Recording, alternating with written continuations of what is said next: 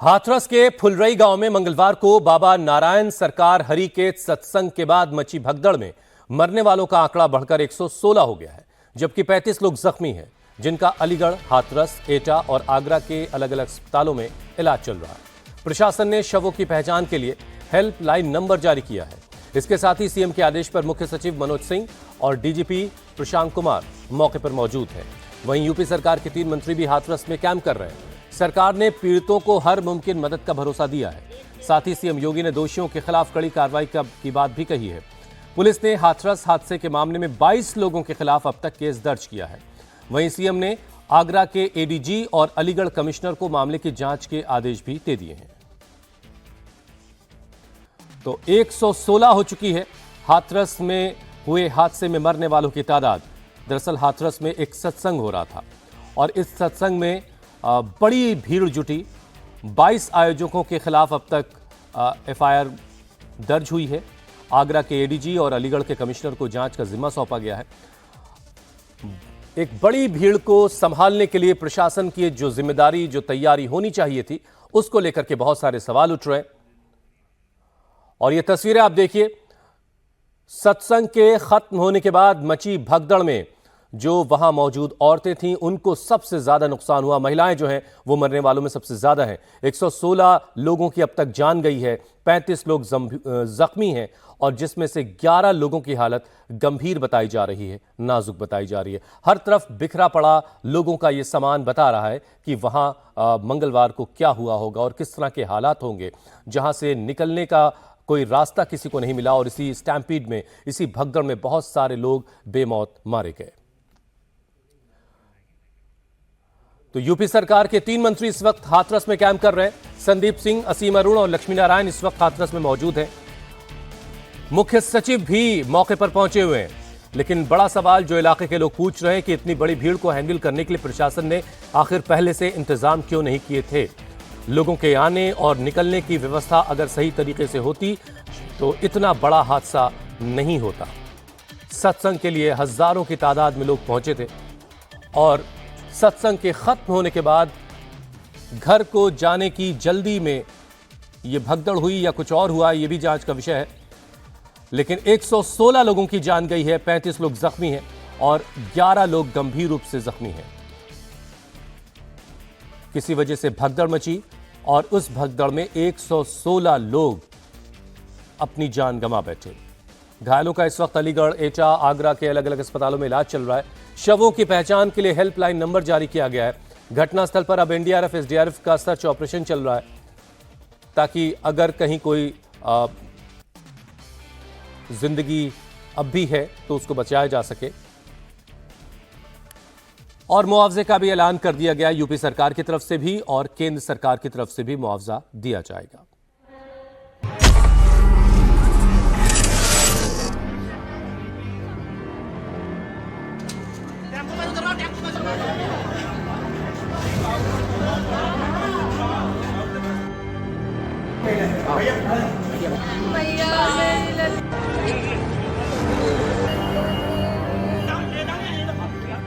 UP के हाथरस से 47 kilometre दूर फुलरई गांव में मंगलवार मौत का ऐसा मंजर दिखा कि सैकड़ों लोग उसमें समा गए।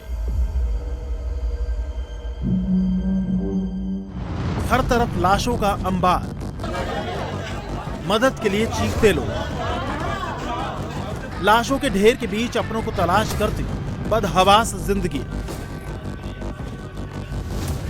मंगलवार को यहां हुआ तो था सत्संग, लेकिन अचानक मची भगदड़ ने पूरा मंजर ही बदल दिया। हादसे के बाद जिसे जो मिला उसमें लोगों को भरकर अस्पताल की तरफ भागा। एम्बुलेंस कम पड़ गई तो लोग शवों को कार में भरकर अस्पताल लाने लगे। कार कम पड़ गई तो ऑटो में घायलों और दम तोड़ चुके लोगों को लाया जाने लगा।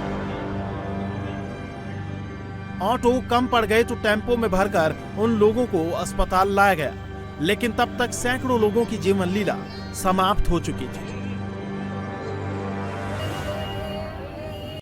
जहां पर हादसा हुआ उस वक्त कितनी भीड़ थी, उस बात का अंदाजा आप ये लगा सकते हैं कि हाईवे पर बाबा की गाड़ी गुजरनी थी, उसके बाद सब लोग यहां खड़े थे।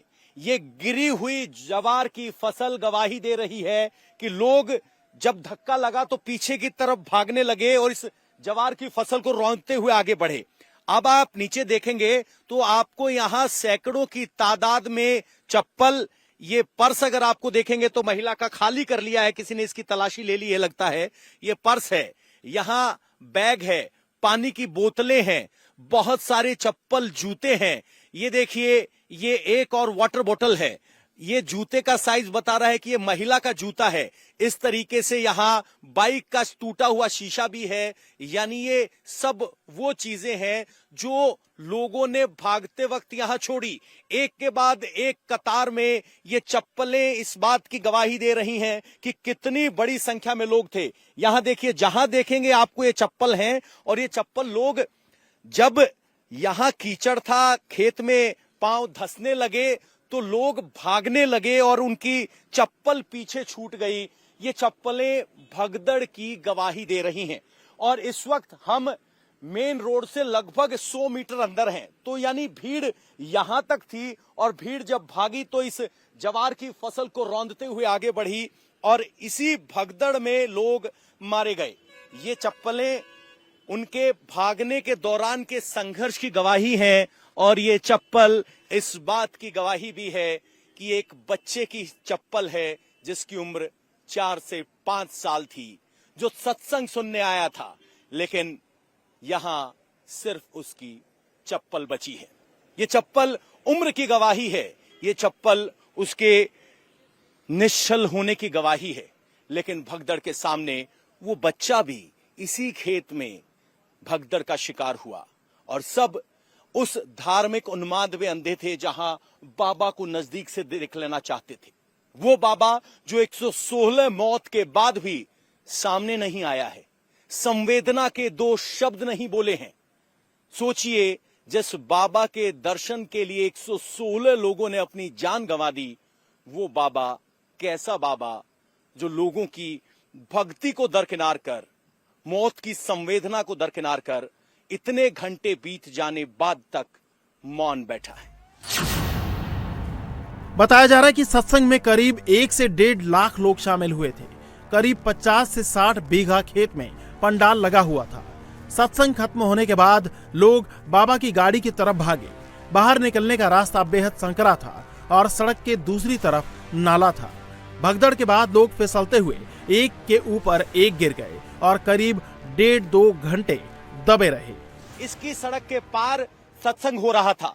सत्संग से जब बाबा यहां निकले तो लोग दर्शन करने के लिए इस सड़क पर खड़े थे। यहां अगर आप देखेंगे तो फिसलन है, बहुत ज्यादा भीड़ थी। बाबा के लिए रास्ता बनाने के लिए जैसे ही धक्का आया तो सभी भक्त यहां इस पर फिसलते हुए यहां इस नाले में गिरे। जो नाला कह रहे हैं, ये वो कैनाल है जो रोड के किनारे पानी को ड्रेन करने के लिए बनाई जाती है। और यहां एक के ऊपर एक लोग गिरते चले गए। चूंकि ऊपर से वजन, भीड़ ज्यादा थी, धक्का लग रहा था और लोग यहां गिरने लगे। इसके बाद ये यहां पर आप पद चिन्ह देखेंगे तो बताएंगे कि कितनी बड़ी मात्रा में लोग यहां मौजूद थे। आप तस्वीर को देखेंगे तो ये कोई ऐसा गहरा नाला नहीं है जहां आपको लगे कि इतनी बड़ी दुर्घटना हो जाए कि 116 लोग मर जाएं। लेकिन वहां से जब लोग गिरने लगे, इस जो ये आप घास देख रहे हैं जो टूट गई है, वो लोगों के वजन से टूट गई है और एक के बाद एक यहां लोग गिरते गए। उमस ज्यादा थी, लोग सांस नहीं ले पाए। वजह बनी हाईवे पर बाबा की जाने वाली गाड़ी।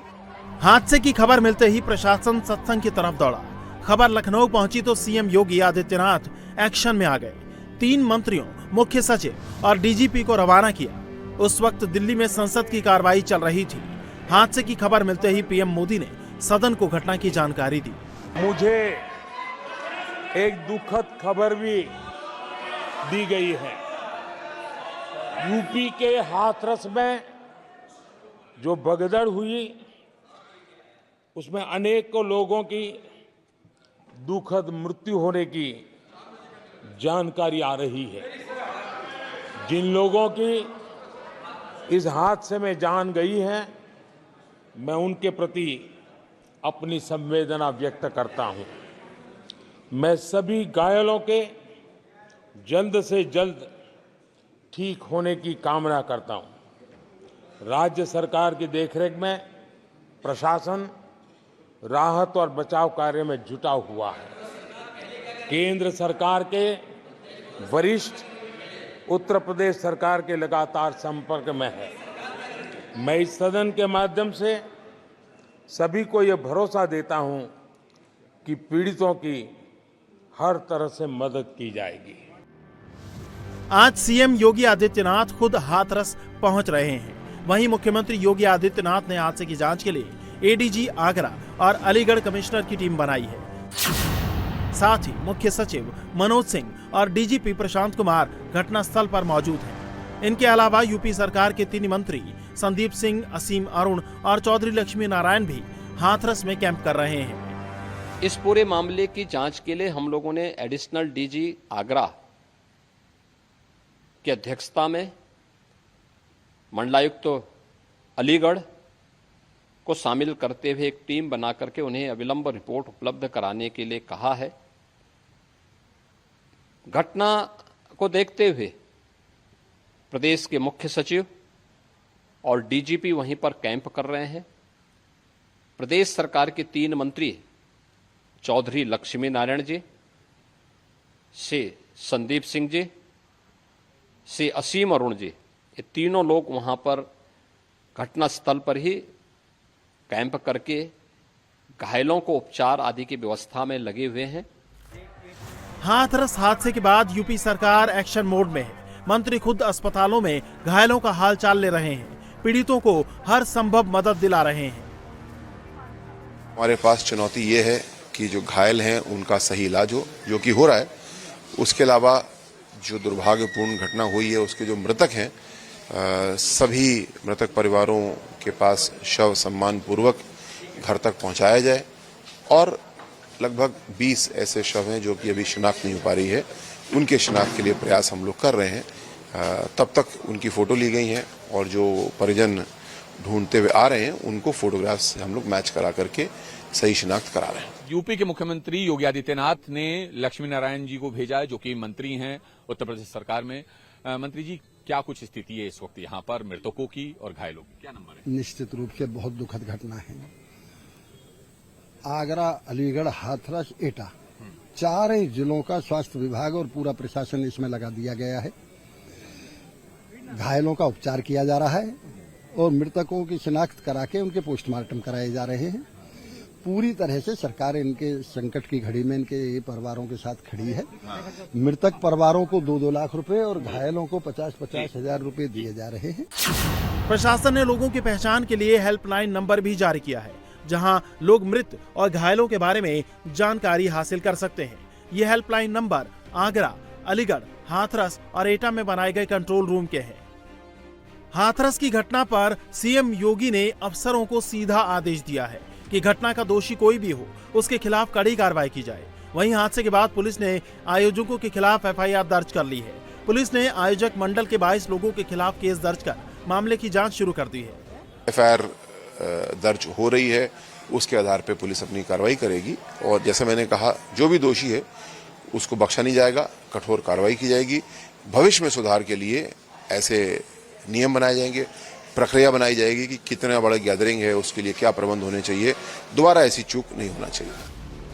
हम आपको वो पोस्टर भी दिखाते हैं जिसमें आयोजकों के नाम दर्ज हैं, जिनके जिम्मे पूरा आयोजन होना था, लेकिन लापरवाही का ऐसा आलम दिखा कि सैकड़ों लोगों की मौत हो गई। आयोजनकर्ताओं के नाम अब आप देख लीजिए। इंजीनियर देव प्रकाश मधुकर प्रभारी हैं, राम सिंह उनके पिता का नाम है, उनका मोबाइल नंबर यहां लिखा है। प्रधान अध्यापक अनार सिंह है, मथुरावासी महेश चंद्र हैं।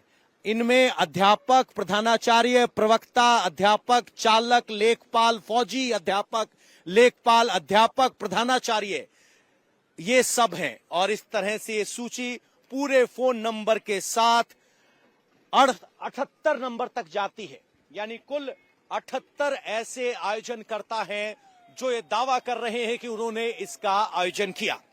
सवाल यह है कि ऊपर लिखे 3 सेंटेंस में 30 बार से ज्यादा मानवता का इस्तेमाल करने वाला संत मानवता के नाते 2 शब्द बोलने के लिए कैमरे के सामने नहीं आया, गायब है।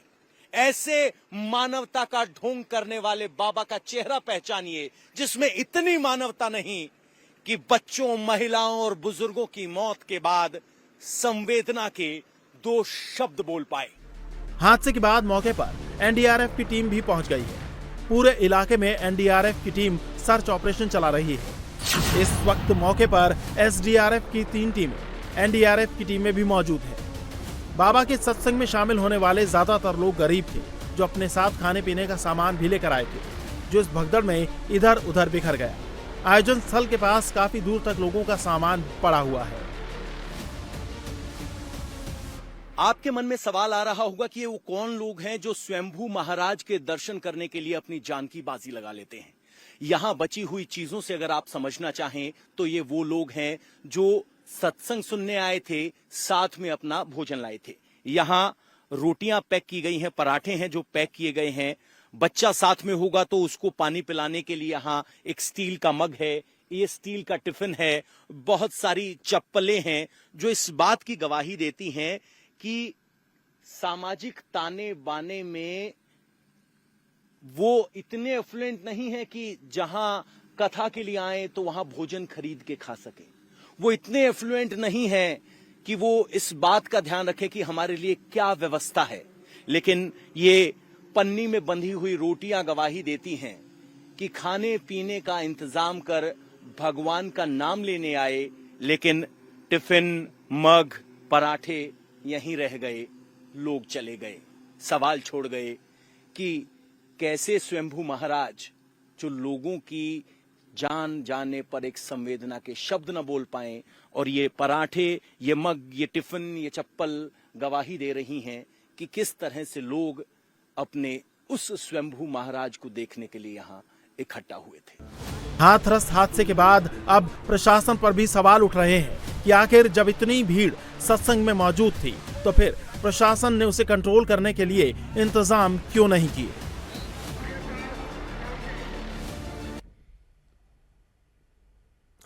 और इस बीच घटनास्थल पर भारी पुलिस बल तैनात है। पीएसी के 3 कमांडेंट हाथरस घटनास्थल पहुंचे हैं। आगरा, एटा, अलीगढ़ से पीएसी की कंपनियां हाथरस पहुंची हैं। एनडीआरएफ और एसडीआरएफ की 2 कंपनियां भी मौके पर हैं। घटना की गंभीरता को देखते हुए भारी पुलिस बल मौके पर तैनात किया गया है। तो आगरा, एटा, अलीगढ़ से पीएसी की कंपनियां इस वक्त मौके पर पहुंची हैं। हादसे वाली जगह पर खुद सीएम योगी आज पहुंचेंगे और पहले से 3 मंत्री वहां पर कैंप कर रहे हैं। आज सीएम योगी आदित्यनाथ हाथरस का दौरा करेंगे, वहां के हालात को देखेंगे, अस्पताल जाकर घायलों से भी मुलाकात करेंगे। एनडीआरएफ और एसडीआरएफ की 2 कंपनियां भी मौके पर तैनात की गई हैं। हाथरस में हुए हादसे के बाद से बाबा नारायण सरकार हरि फरार हैं। अभी तक उसका कोई सुराग नहीं मिल सका है। पुलिस देर रात मैनपुरी में बाबा के आश्रम पहुंची, लेकिन बाबा आश्रम में नहीं मिला। वहीं हादसे के बाद बाबा के आश्रम के बाहर बड़ी संख्या में पुलिस बल तैनात कर दिया गया है। आश्रम की सुरक्षा में लगे सेवादारों का कहना है कि बाबा आश्रम में ही हैं। आश्रम के अंदर किसी को भी जाने की इजाजत नहीं है।